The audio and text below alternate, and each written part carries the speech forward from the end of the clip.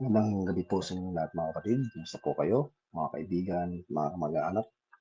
Sa lahat po ng sumusubaybay sa ating pong pag-aaral ng salita ng Diyos, all scripture rightly dividing, saan mang dako ng mundo. Naway na sa mabuti po kayong kalagayan na nararating po itong ating pagpapahayag, pagtuturo, pag-aaral, pagsasaliksik ng mga kasulatan. Sa gabing ito mga kapatid ay nais ko pong ipagpatuloy ang ating pong hindi natapos na paksa tungkol po sa complete and sufficient things na nakalahad sa mga kasulatan. At sa pagkakataong ito, ay nais ko pong tapusin ang mga bagay na tinuturo ng mga kasulatan na kumpleto at sapat na sa mga kasulatan. At ito pong ating ikaapat na tatalakayin ay ang kompletohan at kasapatan ng salita ng Diyos. Ang kukumpletohan at kasapatan ng all scripture. At nais ko pong basahin sa inyo ang madalas po nating gamiting text at maaaring ang karamihan sa ating mga kapatid ay memoryado na po ang verse na ito.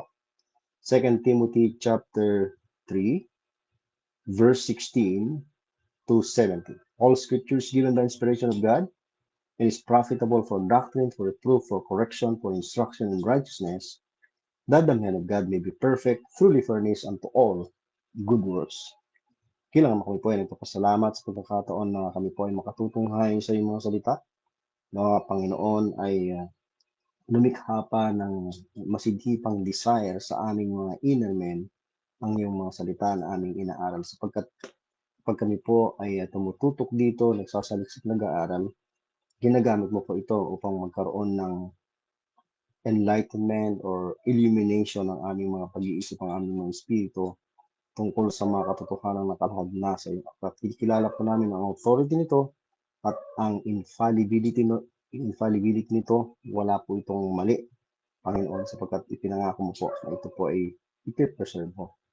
Salamat po sa lahat ng mga kapatid na patuloy na nakikipag-aral at ang layunin po ng aming pag-aaral ay upang i-magnify yung salita, magnify our Lord Jesus Christ, and to honor and give glory to our God na pinaglilingkaran po namin. Ito pong lahat aming ginadalangin po na pasalamatan sa pangalan po ng aming Panginoon Kristo na aming tagapagligtas.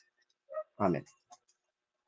So muli po, ang ikaapat po na bahagi ng complete and sufficient sa ating series ay ang Word of God. Dito po sa mga prayer ni Paul na nakalahad sa mga kasulatan, kung atin po itong tutunghayan mga kapatid, makikita po natin kung ano yung emphasis o binibigyan diin sa kanyang mga panalangin. Ito'y kakaiba sa mga narinig nating prayer request o panalangin ng karamihang mga mananampalataya, even sa mga so-called rightly dividing group of believers mga kapatid. This is not to hurt anybody's feelings or emotions. This is just to teach from the Word of God at kayo po mag-decide kung ito nga po ba ay may batayan o walang batayan, mga kapatid. Halimbawa, puntahan po natin ang Philippians chapter 1, verses 9 to 11. Ito po ang prayer ni Paul, and this I pray that your love may abound, yet more and more in knowledge and in all judgment, that ye may approve things that are excellent, that ye may be sincere and without offense till the day of Christ, being filled with the fruits of righteousness which are by Jesus Christ, unto the glory and praise of God. So, malinaw po ang nilalaman ng prayer ni Paul sa mga taga-Pilipos, sa mga Philippian saints, at of course, extended din po sa ating mga member ng body of Christ hanggang sa kasalukuyan. Sabi niya, and this I pray that your love may abound. So, ang pag-ibig ng Diyos ay ibinuhos na sa ating mga puso. Yan po ang sinasabi ng Romans chapter 5 verse 5 by the Holy Ghost. So, we already have that love in us sa lahat ng mga mananampalataya. Hindi po kabilang diyan na hindi mga mananampalataya. Now, ayon sa prayer na ito ni Paul is, nais pa niya na ang pag-ibig ng bawat mananampalataya, which comes from God of course, dahil hindi po yan human love, okay? It is godly love. Yung word na charity is actually isang salita or isa sa mga mahalagang words na nasa preserved word of God natin, nasa King James Version. Ay nawawala na po yan sa maraming mga versions. Yung word na charity is godly love in action. So, that your love may abound. Now, halimbawa, kung pupuntahan po natin ang Ephesians 3:19, ang salitang love ay ginamit dito, but that love is the love of Christ. Sabi ni Paul, and to know the love of Christ, which passeth knowledge, that ye might be filled with all the fullness of God. So in this verse, gaya ng aking lagi pong binabanggit mga kapatid, God's love or the love of God or the love of Christ is not something that you can feel. It has nothing to do with emotions, mga kapatid. Well, kung umiiral po ang iyong emotion, we should see to it na ito po ay nakabatay, nakapundasyon sa sinasabi ng salita ng Diyos na pag-ibig. It is not something that you just feel, kundi sabi ng verse, and to know something that you know. Ang love of Christ is something that you have to know.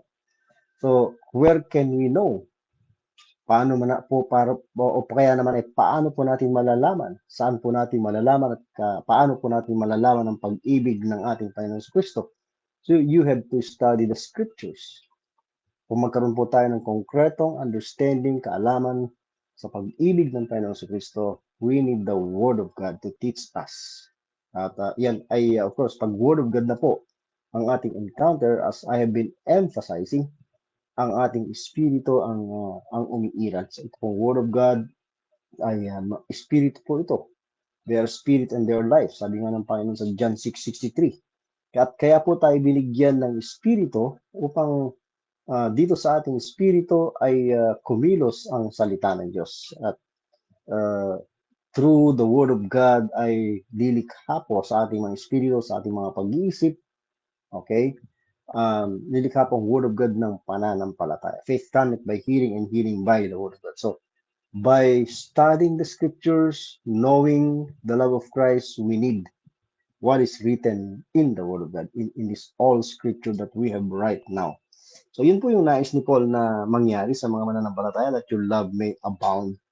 So, if you have knowledge of the love of Christ at sinasampalatayanan mo ang knowledge na yun, yung teaching ng kasulatan tungkol sa love of Christ, ay of course, meron pong magiging expression yan, may action, may makikitang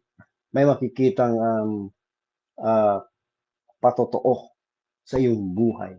Okay? Based upon the Word of God na sinusunod mo by faith. So, dito rin sa verse dito, sabi ni Paul, that your love may abound yet more and more. Saan po? More and more in knowledge. Yan. Ano pong knowledge? Hindi po ito knowledge of human wisdom. Hindi po ito yung wisdom of this world. Alam po natin na hindi po yun yung ating nais na tugisin sa buhay nito. Yung knowledge dito sa context, mga kapatid, ay hindi po pwedeng ihiwalay sa salita ng Diyos. Okay? Mamaya, sa Colossians ay tutunghayan natin. Ito po yung parallel passage niya. Yet more and more in knowledge and in all judgment.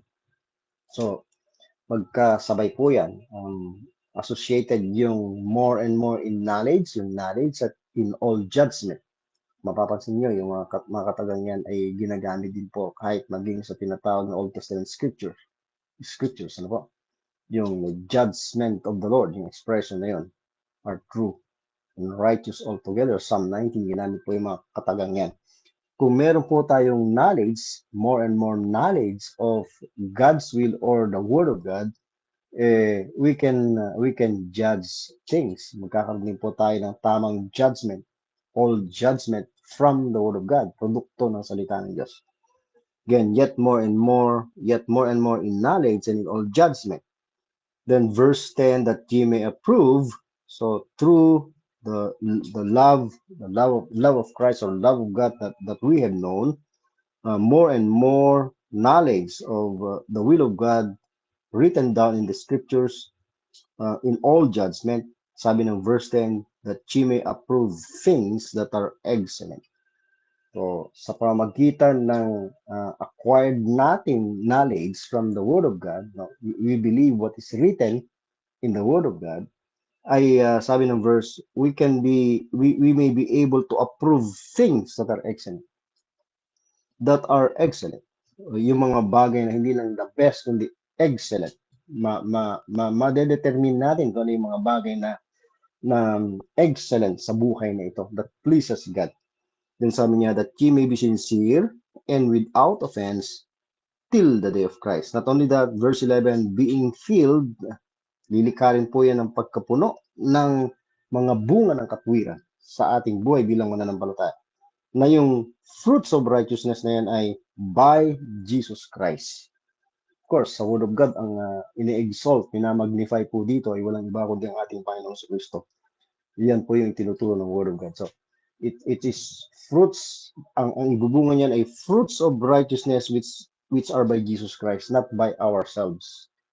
I have to remind you, mga kapatid, kaibigan, kamag-anak, na pati yung good works na binabanggit ng Ephesians 2:10 ay ordained by God yun, which God had before ordained, Ephesians 2:10, that we should walk in them. Yung mga good works na yun ay itinalaga na ng Diyos ng una.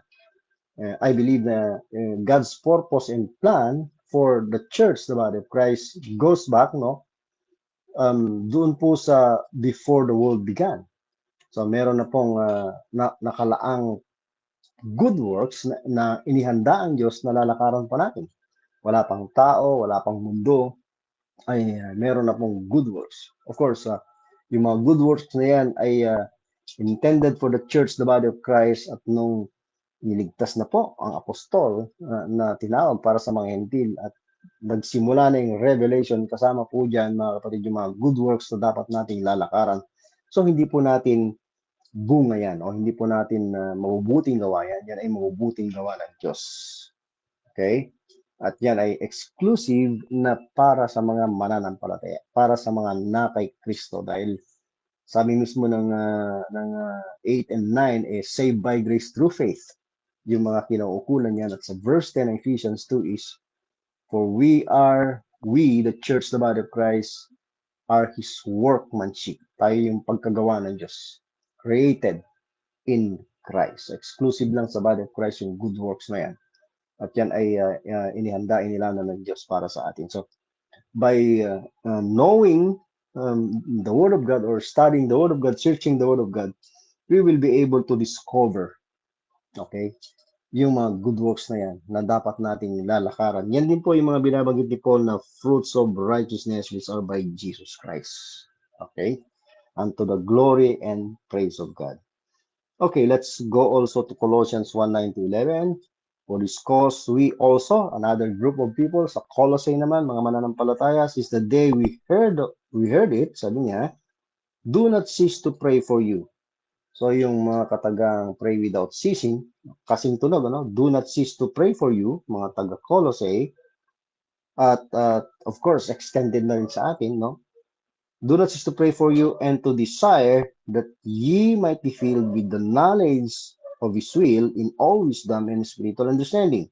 Verse 10, that ye might walk worthy of the Lord unto all pleasing, being fruitful, andyan na po yung mga katagang, in every good work, and increasing in the knowledge of God, strengthened with all might, according to His glorious power, unto all patience, and long-suffering with joyfulness.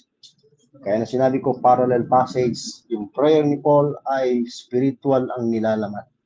Kung mapapansin po ninyo, wala pong physical na nilalaman o ang prayer ni Paul na ito para sa mga members ng body of Christ. Sa verse na ito, sabi nga ni Paul, we do not cease to pray for you and to desire. This is God's desire na inilagay ng Diyos, of course, in the heart of Paul, so to say. Yan. Okay. At ano yung prayer and desire niya? This is also the desire of God, no? For us, members of the body of Christ, that ye might be filled with what? Na tayo daw po ay mapuno, okay? With the knowledge of His, sining His, God's will, God the Father's will. Okay? So, yan po yung prayer ni Paul para sa atin. At yung prayer na yan ay hindi po niya ipagpe-pray kung hindi po yan mangyayari. Pwede po na ang mga mananampalataya, okay, through the Word of God, dahil mamaya bibigyan din po natin yan, na mapuno tayo ng knowledge of God's will, then in all wisdom. Kasi pag puno po tayo ng knowledge of God's will, puno po tayo ng salita ng Diyos, we will say, ano po, check, meron po tayong wisdom. Nandyan po yung all wisdom. Yung sinabi ni Paul na walk in wisdom, yun ay after you attain to the fullness of the knowledge of God's will written down in the scriptures, of course. Hindi po tayo pwedeng lumabas, mga kapatid, no? Then, ulitin ko lang po. In all wisdom, with the knowledge of His will, in all wisdom, you know, this spiritual understanding.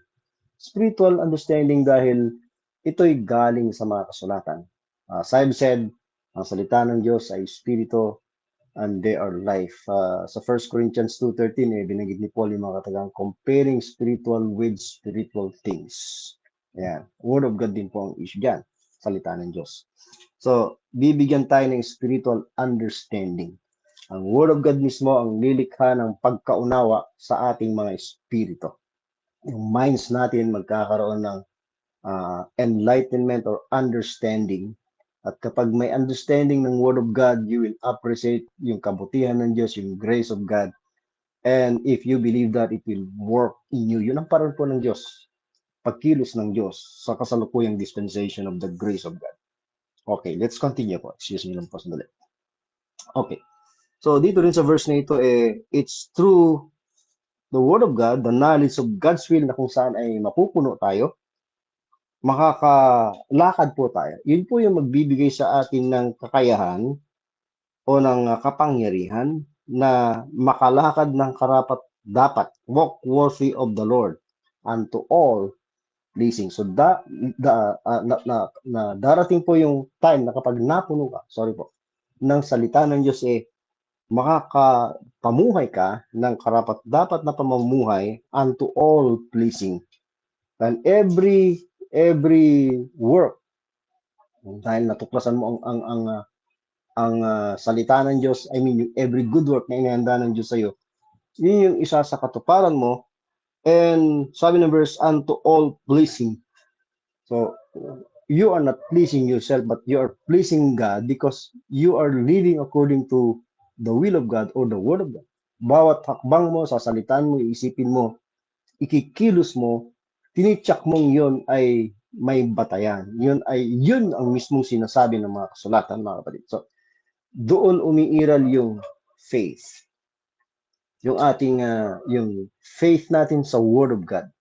Lumikha ng faith, and then, if you believe the Word of God, the power of God's Word, it will also move you into action. So, lahat ng gagawin mo is, it pleases the Lord, no? We will be able to please the Lord. Bigyan ng kasiyahan ng Panginoon. Dahil sabi ng verse, unto all pleasing, being fruitful in every good work. As I've said, yung good work na yon ay nandito na po sa Word of God. Kapag napuno tayo ng information galing mismo sa salita ng Diyos, yan na po yung isa sa pamuhay mo. Yan na po yung lalakarin mo. Doon ka po magiging mabunga sa every good work. As I've said, hindi po atin yung good work na yan. Natutunan natin, nalaman, na-discover sa salita ng Diyos, at kapag tayo ay nag-exercise ng faith, lalabas po yan automatic sa ating buhay. Ayan, mga kapatid. Okay. At through the knowledge of God's will na nakasulat na, nakalahad na mula sa salita ng Diyos, tayo po ay mapapalakas, strengthened with all might. Hindi po ito physical na strength, hindi po ito kapangyarihan sa laman, kundi kapangyarihan sa ating kalooban. Dahil saan ba kumikilos ang Word of God? Inside of us, in the inner man, sa ating pag-isip, sa ating mga espiritu. At of course, sabi nga ng Hebrews 4:12, the Word of God is quick and powerful, sharper than two-edged sword. Piercing, tumatagos po siya, even to the dividing asunder, sa paghihiwalayan ng spirito at kaluluwa. So kapag umiiral ang espiritu by faith sa Word of God, yung ating soul, which is the seat of emotions and will, ay makokontrol, mga kapatid. Yung emotion ay, yung soul, which is the seat of emotions, ay kokontrolin ng Word of God. Dahil yun naman po ang nararapat. Ano? Paalala ko lang po na ang tatlong components ng tao ay spirit, soul, and body. Huwag po natin i-reverse. Karamihan po kasi sinire-reverse, ginagawa nilang body, soul, and spirit. So, as I said, ang point of contact natin sa Diyos ay sa pamagitan ng espiritu na kung saan dyan iiral kumikilos ang Word of God. So, kapag iyan yung nangingibabaw, diyan tayo napuno, pati yung emotion natin makokontrol. Hindi po ito yung ko-control sa atin, hindi po yung emotion, kundi Word of God, yung emotion makokontrol. Then, kapag kumilos sa Word of God, na control ang emotion, yung body, ang gagawin niyang aksyon, yung kalugod-lugod sa paningin ng Diyos. Galing lahat sa salita ng Diyos na ating sinasapamuhay by faith. Ganun po kung paano mag-operate ang Diyos. Okay? At dito rin sa verse 11, is strengthened with all might according to His glorious power. Yan po yung glorious power ng Diyos ngayon. Ang power ng Diyos ngayon ay hindi yung pagagalingin niya ang lahat ng karamdaman. Ang power niya ay hindi po yung bibigyan kanya ng magandang negosyo, palalaguin niya ang iyong business, pasasaganain niya ang iyong buhay. Hindi po yun yung power of God ngayon. Ano po?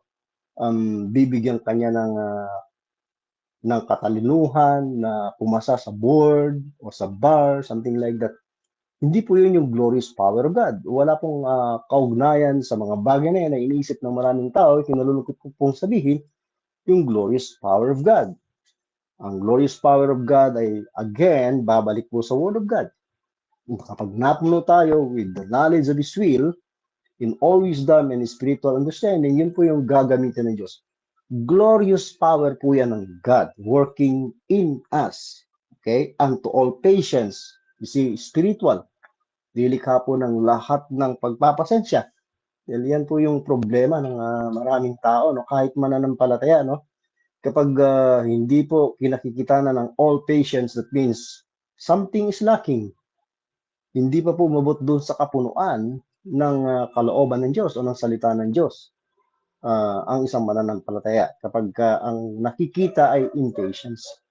Yun po ay work of the flesh, no? And to all patience ang lilikhain ng knowledge of God's will, knowledge of the Word of God, rightly divided, of course, and long suffering, lilikha ng long suffering, mahabang pagtitiis,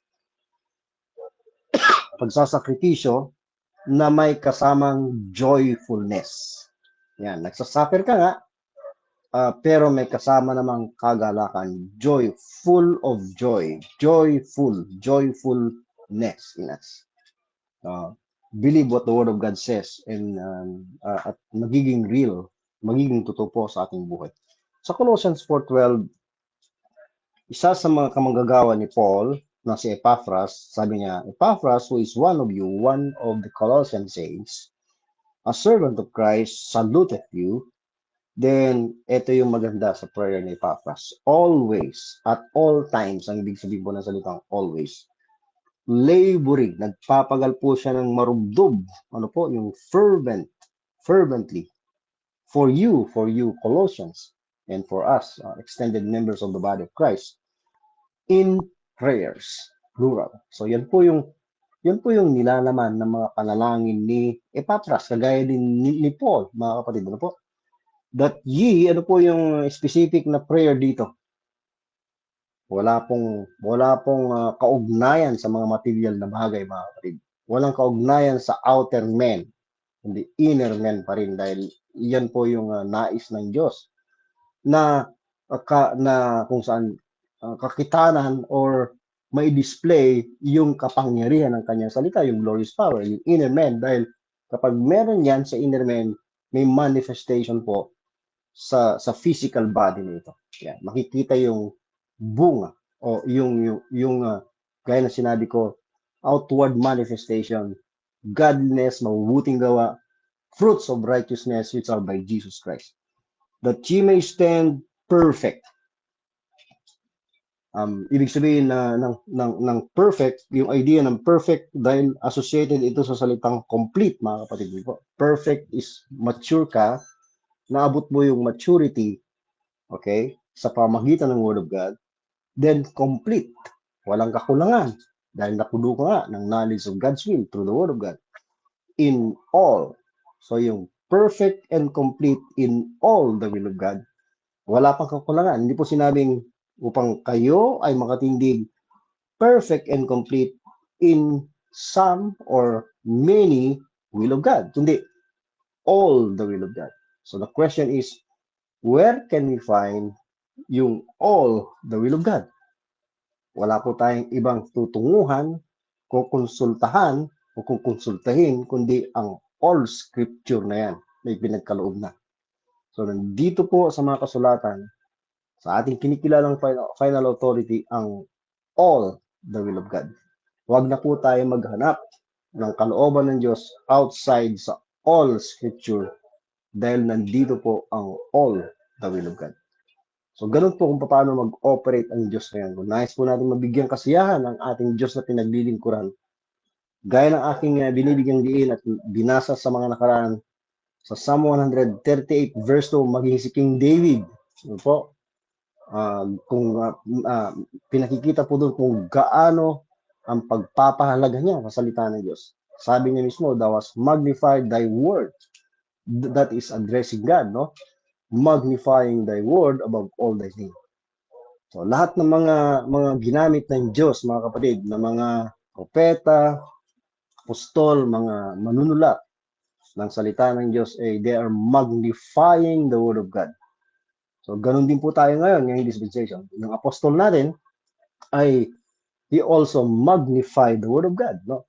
Nung sinabi niya that Christ shall be magnified, okay, in my body, how can we do that apart from the word of God? So, we need the word of God. We need to understand who Christ is in the word of God upang ma-magnify mismo ang ating Panginoong Kristo sa ating buhay. So, dito, yung prayer ni Epaphras for emphasis is that ye may stand, makatindig, ano po, perfect and complete in all the will of God. That yan ay possible, mga kapatid, dahil kompleto na po ang Word of God. Dito din po sa Colossians, mamaya ay babalikan ko po yung verse na nagsasabing, yun po yung dahilan ng pagkakatawag ni Paul, no? So let's just move on. So 2 Timothy 3:16 sa ating text, sabi niya, all scripture is given by inspiration of God and is profitable for doctrine, for reproof, for correction, for instruction in righteousness, that the man of God may be perfect, fully furnished unto all good works. Yung first four words, ito po ang verse na ito na lagi kong binibigyang diin. All scripture is given by inspiration of God. Yung first four word is all scripture is given. I believe na si Paul ang huling sumulat ng salita ng Diyos na nagpakumpleto sa ating tinatawag na all scripture o sa tinawag niyang all scripture. Yung Genesis to Revelation, I believe yan pong tinutukoy niyang all scripture. Kung ang binabanggit lang niyang all scripture ay yung Old Testament, so papaano na po yung tinatawag na New Testament o magiging sulat ni Paul na 13, Romans to Philemon? Hindi po ba kasama yan sa all scripture? So all scripture, I believe, is everything that is written na i-reveal at naisulat, no? At ang pinakahuli, mga kapatid, ay si Paul. So after Paul said, all scripture is given, wala na pong sumunod. Wala na pong dapat pang idagdag sa mga kasulatan. That's why I believe na 2 Timothy po ang last epistle or last book na isinulat, hindi po ang Revelation. Ang last scripture writer ay si Paul dahil sabi nga niya, ulitin ko, all scripture is given. And of course, kung paano ibinigay? By inspiration of God. Kay Paul, ganun po, yung naging paraan kung paano nakompleto ang Word of God, yung all scripture sa pamamagitan niya. At since we have now the all scripture, ang purpose po ng Diyos dyan ay para maging profitable. Maging kapakinabang itong all scripture na ito. Number one, dahil ang sinasabi ko, for doctrine.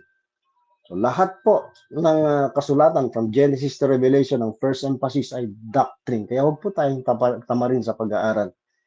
Ang doctrine ay ginagamit ng Diyos to make us mature, to make us have full information kung ano yung purpose ng Diyos sa sangkatauhan na nakalatag sa all scripture. Of course, rightly dividing. Kasi hindi po magiging profitable yan for doctrine kung hindi po rightly divide. Sa 2 Timothy 2:15, sa pinakahuling aklat, sinabi na rin mismo ng Diyos, yung tamang pamamaraan ng pag-aaral ng all scripture na ito. Although, meron na pong ebidensya na dapat talagang may right division, maging yung mga naunang mga aklat, no, sa the so-called Old Testament scriptures, ay nakikita na po natin yung mga right divisions doon kahit sa prophecy, mga kapatid. Ano po?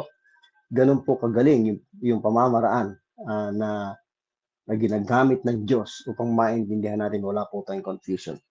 Then, sabi ng verse 17, ang purpose kung bakit ibigay sa atin itong all scripture na ito is hindi lang for doctrine, for reproof, for correction, for instruction in righteousness. Then 17, that the men of God. So, anong gagawin ng all scripture?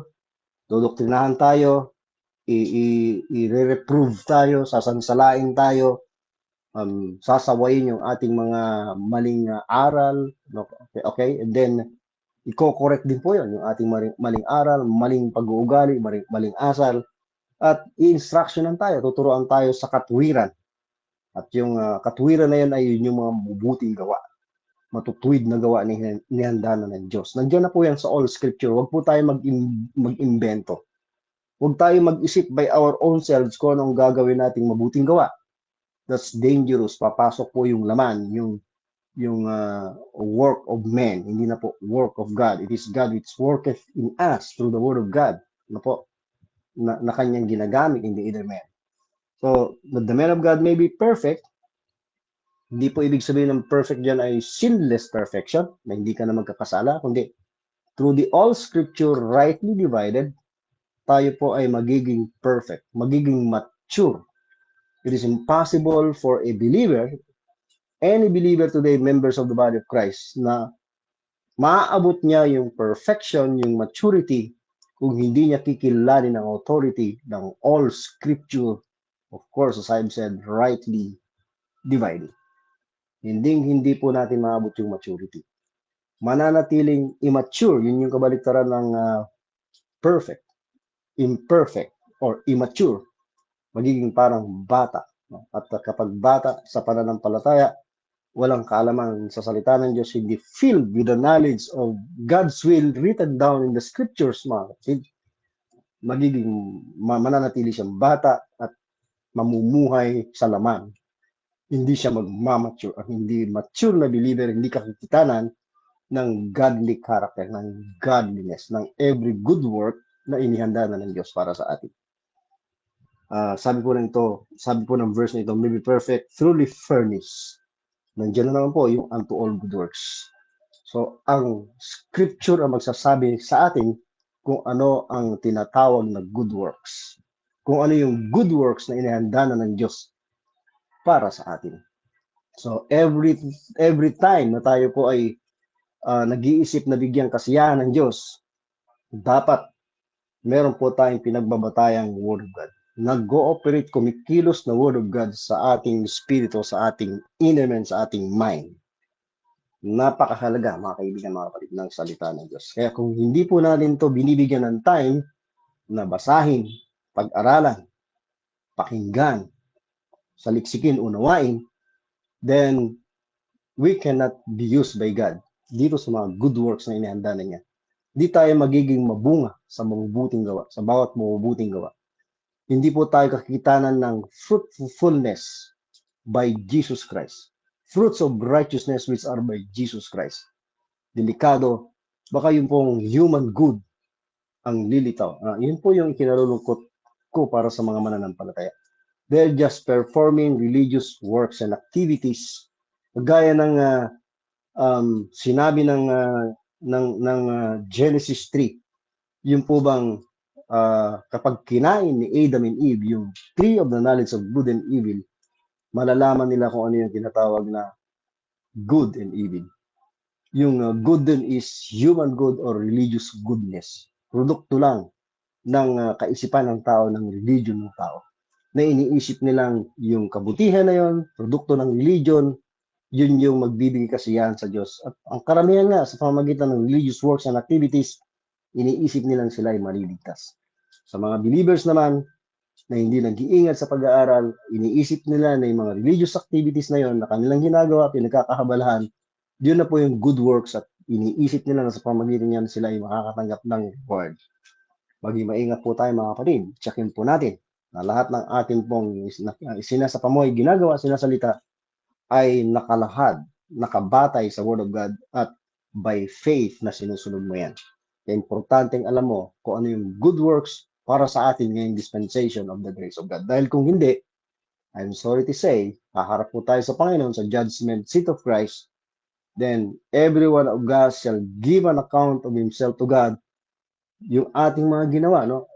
Good or evil, mga kapatid, ay iso-sort out. Okay? Classify ng Diyos, iso-sort out po yun, ilalahad ng Diyos through the Word of God kung yung gawa natin ay good or bad. Ang gagamitin ng Diyos ay ang kanyang salita. Siya ang magde-determine. Siya ang mag-judge, mga kapatid. Hindi po ako. Meron tayong kakayahang i-judge. Maaaring alam natin isang bagay ay mali at tama dahil meron tayong kaalaman. But the final verdict, kung yun ba ay good or bad, dahil siya ang nakakaalam ng sikreto ng ating puso, mga kapatid, ay sa Diyos yan. Judgment seat of Christ. At doon madedetermine kung ikaw ba ay tatanggap ng reward. Reward na batay sa good works na isinapamuhay mo, batay sa knowledge of God's will, nilakaran mo, isinapamuhay mo. So, ulitin ko, ang Word of God ang gagamitin ng Diyos. Ano po? At the judgment. Yung ating gawa ay susubukin sa apoy, which is the Word of God. So, at that day, we will be able to determine yung naging buhay ba natin dahil pati sikreto, intents of the heart, ilalahad po ng Diyos siya. So, si Paul, sigurado po siya na may reward dahil, of course, revealed sa kanya yung bagay na yan, nakasulat sa Word of God. Okay, let's continue. So, dito po sa Colossians 1, ito po yung sinasabi ko kanina, na through Paul ay nakompleto ang Word of God. Ang last epistle or book ay ang 2 Timothy. Sabi niya, who now rejoice, verse 24, in my sufferings for you, and fill up that which is behind of the afflictions of Christ in my flesh, for his body's sake, which is the church. Excuse me po. Whereof I am made a minister. Excuse me lang po. According to the will of God, I should say, sorry, according to the dispensation of God, which is given to me. Sabi po, yung dispensation of God na yan, yan din po yung dispensation of the grace of God sa Ephesians 3:2, na sabi niya, given to me. Hindi niya sinabing, given to me also. Sa kanya lang talaga ibinigay, kasama yan sa mystery, revelation of the mystery, yung dispensation of the grace of God, which is given to me for you, para sa ating mga Gentiles, Gentiles ang kausap, or members ng body of Christ. For what purpose? Bakit ipinagkaloob sa kanya yung dispensation of God for us Gentiles to fulfill the Word of God? Ano pong ibig sabihin ng to fulfill the Word of God? Hindi po sinabing to fulfill prophecies. Kasi may mga kapatiran po tayo, sinalulungkot kong sabihin na yun daw ministry ni Paul, yung mga ipinangaral ni Paul, ay fulfillment lang daw po ng Old Testament prophecies. Well, I disagree. I beg to disagree. Maliwanag po sa mga sulat ni Paul na ang kanyang revelation na tinanggap ay revelation of the mystery. Mystery is something that was kept secret since the world began, but later on manifested to Paul or revealed to Paul, our apostle, in this present dispensation. Hindi alam yan ng mga propeta, sons of men, generations of men in the past, hanggat hindi inihayag ng Diyos. At yung time na kung saan na-reveal yung mystery na yan, kept secret, ay nung tinawag na po si Paul, ang ating apostol. So, ang purpose kung bakit ibinigay kay Paul itong mystery or nakasama ang dispensation of the grace of God is to fulfill the Word of God. Ano ibig sabihin ng to fulfill the Word of God? Ang salitang fulfill is to fill up or to make full or complete. So, kung babalik tayo mo yung salitang fulfill, fill, full. Punuan mo or punuin mo para mapuno. To fill, okay? To fill up, sabi ng definition is to fill up. Okay, pupunuin para mapuno. Okay, to make full. So, that means may revelation ang Panginoon na binigay kay Paul. Unti-unti po niyang inireveal yung mystery na yan hanggang sa dumating sa kapunuan. So, by the time na sinulat ni Paul ang Colossians, ang goal pa rin is to make full. Although, marami na siyang tinanggap na revelation, no? Nalalapit na ang pagtatapos ng kanyang ministry.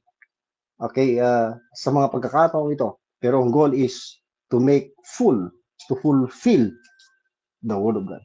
At dumating nga yung time na yun, nung sinulat na po niya 2 Timothy, sabi niya, ulitin ko, all scripture is given, 3:16. After that, wala na po.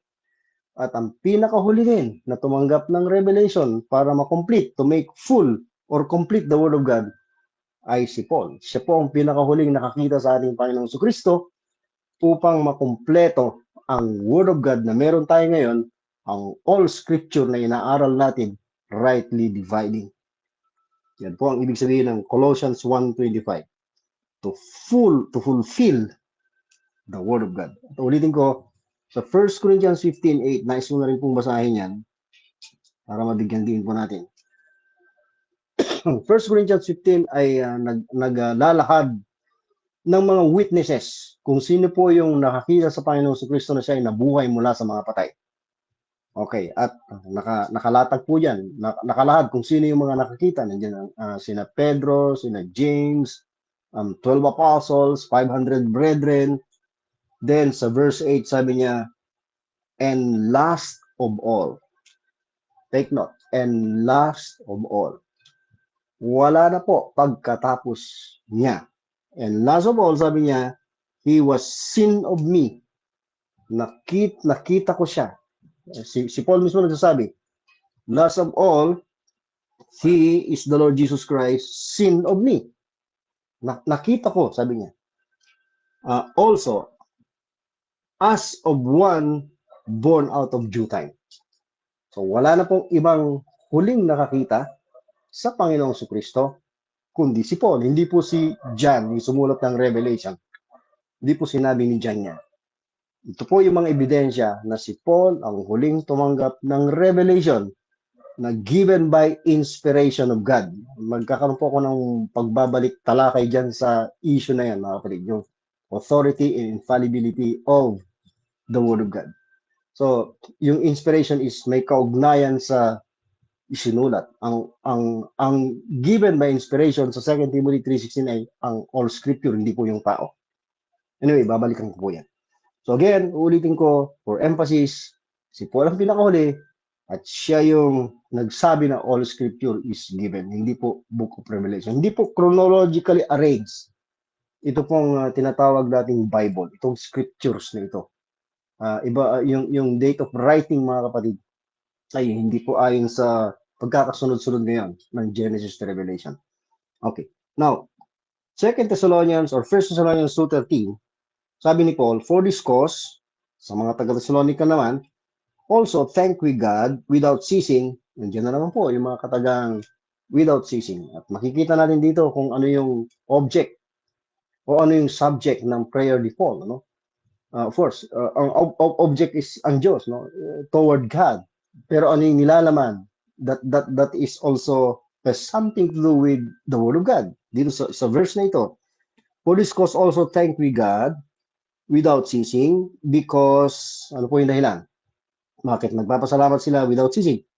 When ye receive the Word of God, so nandyan po yung mga katagang the Word of God, nung tinanggap niyo ang salita ng Diyos, which ye heard of us, kay Paul at sa kanyang mga kamanggagawa, ye receive it not as the word of men. mga tao yung nagsalita, gaya ni Paul, Silvanus, Timotheus, na mga kamanggagawa niya, ano po? Pero sabi ni Paul, tinanggap niyo ito na hindi kagaya ng salita ng tao o salita naming mga tao. We could say that. But as it is in truth, gaya ng katotohanan, the word of God, which effectually worketh also in you that believe. Yun po yung sinasabi ng verse na ito. Ang word of God ay effectually worketh also in you, in us that believe. So may effectual work ang word of God sa buhay natin mga mananampalataya. Kung may ginagawang pagkilos sa Diyos ngayon, kung nais ng Diyos na i-display yung glorious power niya, yung kapangyarihan niya, yung sinasabi ng Romans 1:16 na power of God and salvation sa gospel of Christ, ano po, o sa word of God. The word of God is quick and powerful. Magagawa niyang pakilusin tayo to move us into action, mga kapatid, as He works in us through the power of His word. So napakahalaga na meron tayong word of God, mga kapatid, na puno tayo ng salita ng Diyos, ng kaalaman ng word of God. So, hindi po natin dapat inihiwalayan sa ating buhay. Ang dahilan kung bakit marami pong nagsasuffer na mga Kristiyano sa kanilang spiritual life. Bakit po? Bakit po hindi sila nag-grow? Dahil sa kakulangan ng Word of God. Hindi makakilos ang Word of God sa kanilang buhay dahil wala naman pong Word of God na gagamitin ng Diyos inside of them, in their inner man. Hindi sila makapag-stand, makatindig perfect and complete in all the will of God dahil walang Word of God, dahil salat sa Word of God. Ikinalulungkot ko pong sabihin, kaibigan, kapatid, kamag-anak. If you really love God, hindi natin pwedeng sabihin, I love God, but you don't love the Word of God. Yun ang nakalulungkot. Dahil marami ngayon ang nagsasabi na wala pong perfect Word of God. Wala pong final authority. Nasa mga preachers, teachers, organizations, doctrinal statements ang authority. I beg to disagree. We have a perfect Word of God. We have a preserved Word of God. Kung wala pong perfect Word of God ngayon, hindi po makakakilos ang Diyos effectively in us. Hindi po effective ang ginamit, kundi effectual. Effectual, wala po siyang substitute. Hindi mo pwedeng baguhin. You cannot replace it. Absolute po siya dahil perfect siya. Word of God, mga kapatid. Walang error. Infallible. Ayan, mga kapatid. Without error. Impossible of committing an error or having any error in it. Ayan, mga kapatid. Sa Ephesians 3:16, that He would grant you sa prayer ni Paul, according to the riches of His glory, riches of God's glory, to be strengthened with might. Palalakasin kanya ng may kalakasan o kapangyarihan by His Spirit. Ikatlong persona, if you will say, if you would like me to say that, of the Godhead, dahil uppercase po yan, Spirit, the Holy Spirit, in the inner man. And how could the Spirit of God strengthen our inner man, our inner being, our inward man, kung walang Word of God? Ang Holy Spirit ngayon kumikilos through the power of the Word of God, through the effectual working power of the Word of God. Because as I've said, the Word of God is quick and powerful. There is no other way na ang Espiritu ay makakakilos kundi through the Word of God, through the all Scripture. Dahil yan nga ay profitable for doctrine, for reproof, for correction, for instruction, and righteousness. Through the all Scriptures, I've said, ma-attain natin, maaabot natin yung perfection, yung maturity. But through the all Scripture rightly divided, we would be able to work. We would be able to be fruitful in every good work. Truly furnished unto all good works. Yan po, mga kapatid. Okay, sa Colossians 3:16, let the word of Christ dwell in you richly in all wisdom. And that will surely happen. Pwede pong mangyari dahil we have now the complete Word of God. All Scripture is given, the Word of Christ, pwede nang manahan sa atin richly, hindi poorly, richly, in all wisdom.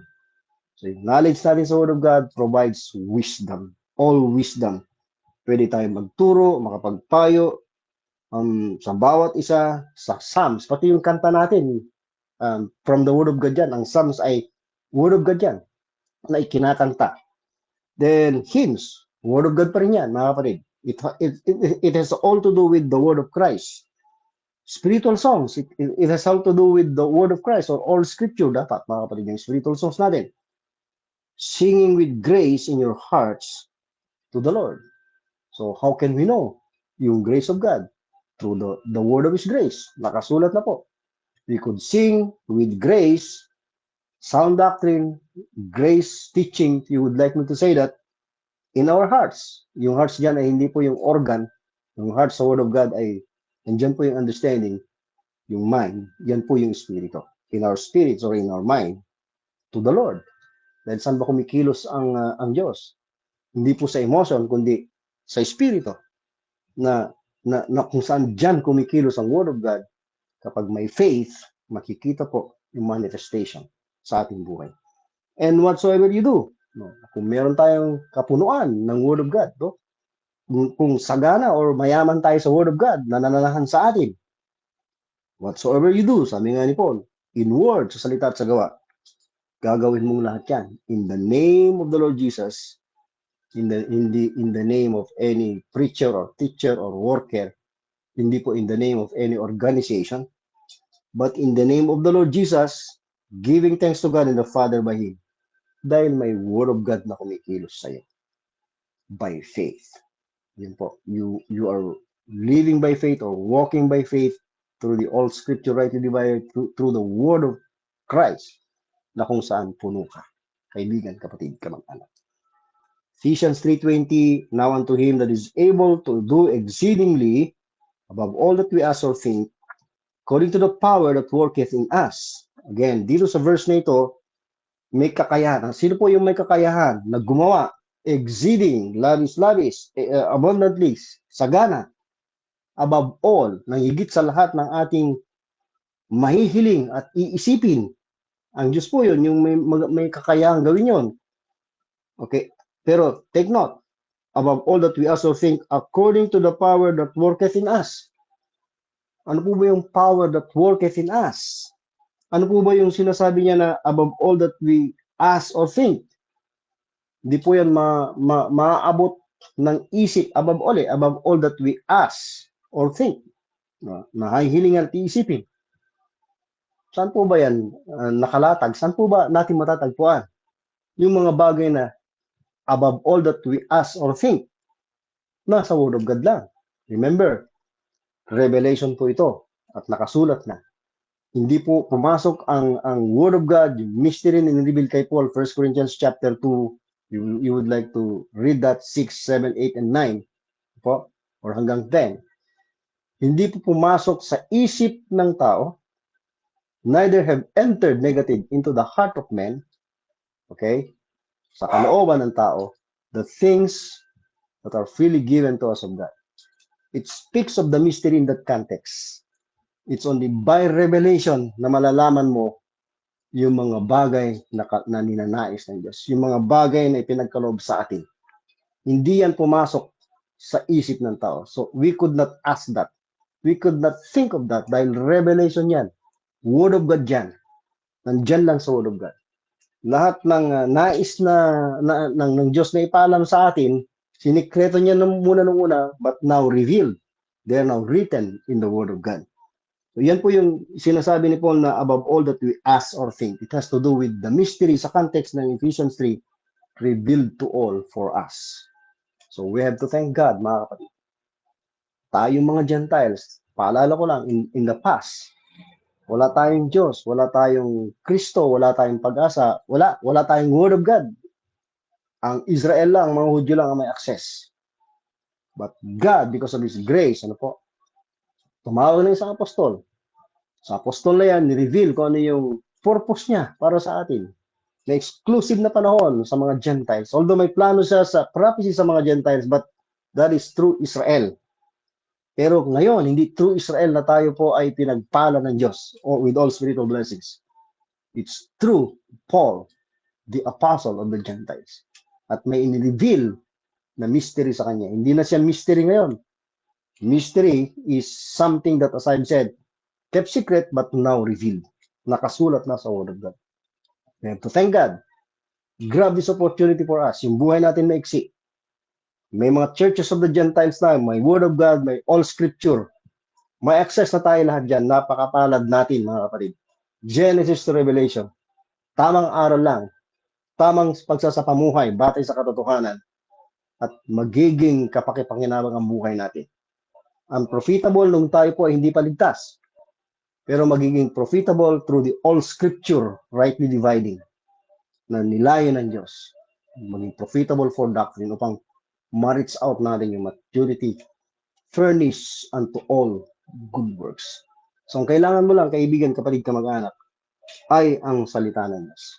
Kung hindi pa rin tayo kumbinsido na kumpleto na at sapat na ang Word of God sa pagkilos ng Diyos sa ating buhay, then wala na pong ibang paraan. Ikinalulungkot kong sabihin, you will not be able to please God in your life as a believer. Kung naghahanap ka pa ng pagkilos ng Diyos outside the Scriptures, kung lalabas ka pa at titingnan ka sa karanasan mo at babasahin mo through your experiences ang pagkilos ng Diyos, ito'y kinalulungkot kong sabihin, hindi po para saktan ng inyong damdamin, sasabihin mo, God is good. Dahil ako'y nakarating sa ibang bansa. God is good dahil umangat ang buhay ko. God is good dahil ako'y nakapasa sa board, sa bar. Hindi po ganun ang pagkilos ng Diyos ngayon. Outside the Scriptures po yan. Yan po ay mga affairs na lang natin sa buhay na ito na tayo po ang may responsibility. Ginagawa rin po yan ng mga unbelievers. Ang pagkilos ng Diyos ngayon ay through the complete, perfect will of God or Word of God. Yan po ay complete and sufficient na para yung ating buhay mananampalataya ay mag-operate ng isang buhay na kalugod-lugod sa paningin ng Diyos, kaibigan, kapatid, kamag-anak. I've said, wala na tayong pag-asa pa na lumago at magamit ng Diyos kung hindi natin kikilalanin ang authority ng Word of God. At yan lang yung tangi at tamang paraan na pagkilos ng Diyos sa pamagitan ng kanyang all Scripture, complete Word of God, rightly divided. Isasamap ko lang po yung apat na atin pong pinag-aralan sa dalawang magkasunod na Sunday. Ano po yung mga complete and sufficient? Yung cross of Christ. Number 1 is complete and sufficient. Hindi ka paligtas, kaibigan, kapatid, kamag-anak. Wala kang ibang kailangan, kundi yung ginawang sakripisyo, yung ginawang pag-aali ng buhay ng Panginoong Kristo. Hindi ka paligtas. Hindi mo kailangan ng religion. Hindi mo kailangang magtiwala sa gawa mo o sa sino mang tao, sa organization. Dahil kompleto at sapat na yung ginawa ni Kristo. Siya'y namatay dahil sa ating kasalanan. Siya'y namatay para sa atin, sabi ng mga kasulatan. Yung kanyang dugo, dumanak para tubusin, pagbayaran ang ating mga kasalanan. Lahat ng kasalanan, tinubos ng dugo ng Panginoon. Pagamat siya ay nilibing, nabuhay na maguli mula sa mga patay, upang patunayan na yung kanyang sakripisyo sa krus ay tagumpay. We have a living Savior, a perfect Savior, complete and sufficient yung cross of Christ, dahil siya ay nabuhay na maguli mula sa mga patay. Number 2 sa complete and sufficient natin is yung grace of God. Kompleto. And the grace of God is now in the Word of God. We can now understand the grace of God dahil may word of grace na sa all Scripture na ito in the form of doctrine na po. Written Word of God, ito'y profitable for doctrine. Then maliban dyan, hindi lang yung Word of God, yung cross of Christ, hindi lang yung grace of God, kundi yung spiritual blessings natin, yung blessings natin in Christ. Blessing and spiritual blessings, dahil dalawa po yung ginamit yung word. No? Blessing singular, pero yung po ay yung salitang blessing is inclusive of every blessing that we have in Christ. Pero yun ay spiritual blessing or spiritual blessings in the heavenly places. Blessing of the gospel of Christ. All spiritual blessings in the heavenly places, hindi po sa earth. Kompleto na po yung ating mga blessing or all spiritual blessings. Kung naghahangat ka pa ng mga blessings sa lupa at hindi ka pa kontento sa spiritual blessings mo in the heavenly places, then I'm sorry to say, it will not work. Yung buhay mo will not work. Hindi po gumagana yung spiritual life natin sa pamamagitan ng pagkakaroon ng mga material blessings. Gumagana yan, mamibigyan natin ng kasiyahan ng Diyos by recognizing, believing that we are already blessed. Hindi po material. Wala pong kakulangan. Complete and sufficient. And then lastly, last but not least, the Word of God is complete and sufficient. Meron tayong all scripture. At sabi ng Word of God, study rightly divided. At yun po yung gagamitin ng Diyos. Pagkilos sa ating inner man upang mabigyan natin siya ng kasiyahan sa ating pong pamumuhay araw-araw, sa ating paglilingkod sa Kanya, hanggang sa ating buhay sa mundong ito ay mawala. At kung aabutin pa natin, no? Which I believe sa aking personal na buhay ngayon, hindi ko na po aabutan yung day of Christ. I would die. At I'm expecting it anytime. I am ready anytime. Because I already have this 4 complete and sufficient. And we already have all these 4 and complete sufficient things na atin pong inarap. Just believe them and you would be able to please the Lord, to please God na ating pinaglilingkuran. Nawa ay nakatulong po sa atin ang mga bagay na ito, mga kaibigan, mga kapatid, mga kamag-anak. Hindi po tayo titigil sa pag-aaral, pagsasaliksik. At lagi ko pong sinasabi, maging sa mga kaibigan, kapatid, sa lugar na ito, kulang pa ang buhay ko sa pag-aaral, pagsasaliksik ng mga kasulatan. Kaya hindi po tayo titigil. Hindi po nagtatapos dito yung ating pag-aaral, yung pagiging estudyante. Habang natututo po tayo, lumakad na po tayo by faith in the light of God's Word, rightly divided. Para hindi naman po sayang yung ating maikling panahon sa mundong ito. Tayo po ay manalangin. Dakilang Diyos, kami po ay nagpapasalamat na binigyan mo po kami ng complete and sufficient na kaligtasan through the cross of Christ. Complete and sufficient po ang ginawa ng aming Panginoon Kristo. Ang iyong biyaya ay complete and sufficient. We have now understanding of your grace written down in the scriptures. Then ang blessing or blessings namin, all spiritual blessings namin in Christ, because of the cross of Christ ay complete and sufficient. Maging ang salita ay complete and sufficient. We thank you for your goodness, for your graciousness, and for everything that you have provided for us, for the Word of God na kumikilos ngayon sa aming buhay. We give you all the glory, dahil ko po ang dapat parangalan, lalatiin, magnifying you and magnifying your word sa pangalan po ng Panginoon Kristo. Maraming salamat po sa inyong matyagang pakikinig. Hanggang sa muli, grace and peace to us all in Christ.